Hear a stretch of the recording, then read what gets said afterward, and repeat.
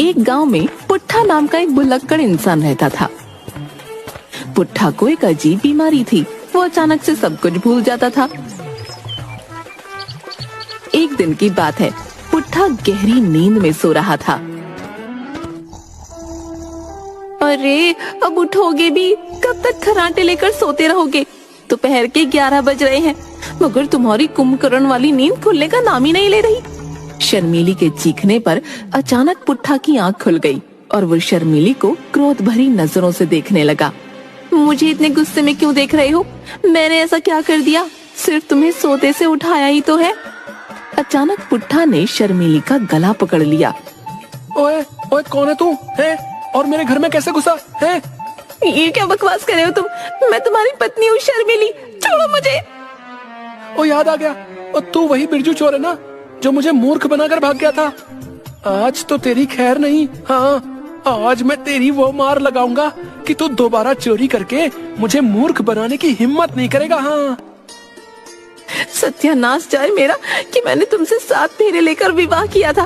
पता नहीं कौन सा मनहूस दिन था जब तुम्हें ये भूलने की बीमारी लगी थी। इतना कहकर शर्मीली ने पुट्ठा को धक्का दे दिया। आइंदा मेरा गला पकड़ने की कोशिश की ना तो मार मार के तुम्हारी हड्डी पसली एक कर दूंगी। ओए बिरजू, ओए, तू लड़की की आवाज निकालकर मुझे मूर्ख नहीं बना सकता। हाँ, हे भगवान, अब क्या करूं मैं इसका? इतना कहकर शर्मीली ने एक जोरदार हाथ पुट्ठा के सिर पर मार दिया। सर पर हाथ पड़ते ही पुट्ठा अचानक से शर्मीली की ओर देखकर बोला, अरे शर्मीली, क्या हुआ? तुम मुझे गुस्से से क्यों देख रही हो? पता नहीं कौन सा मनहूस दिन था जब मैंने तुमसे शादी की। आज तो तुमने हद ही कर दी, मेरा गला पकड़ लिया। सच सच बताओ, तुम्हें ये भूलने की बीमारी कब लगी? तुम तो जानती हो शर्मीली, मैं जब 15 साल का था तब एक लड़की की जान बचाते समय कुछ गुंडों ने मेरे सर पर एक लोहे की रॉड से वार कर दिया था। शर्मीली, बंद करो अपनी ये घिसी पिटी बकवास। गलती मेरी थी, मुझे तुम्हें कब का तलाक दे देना चाहिए था। अरे शादी के 2 दिन बाद जब पिताजी मुझे लेने आए थे तब तुम ये भी भूल गए थे कि वो तुम्हारे ससुर हैं, और तुमने उनके गाल पर एक जोरदार चांटा जड़ दिया था। उस दिन का दिन है, आज तक पिताजी यहाँ पर नहीं आए। मुझे तुम्हारे पिताजी पर उठाए गए हाथ का अफसोस है शर्मीली, लेकिन अब वो यहाँ पर क्यों आएंगे? वो तो कब का स्वर्ग सिधार गए ना। क्या बकवास कर रहे हो तुम? मेरे पिताजी कब स्वर्ग सिधार गए? वो तो जीवित हैं। क्या बात कर रही हो तुम? अभी परसों ही तो मैं उनकी अर्थी को कंधा देकर आया था।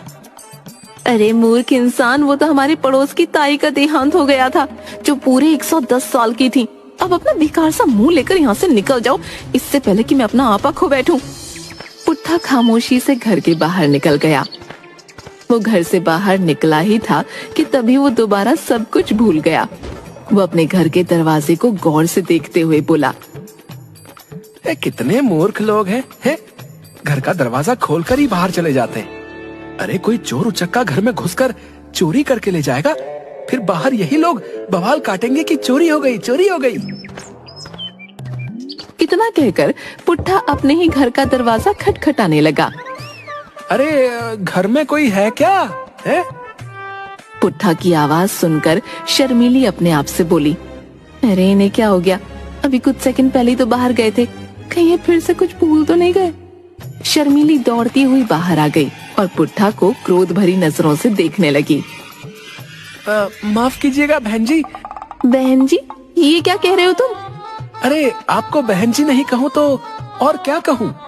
मैं तो सिर्फ आपको ये बताने के लिए आया था कि आपके घर का दरवाजा खुला हुआ था।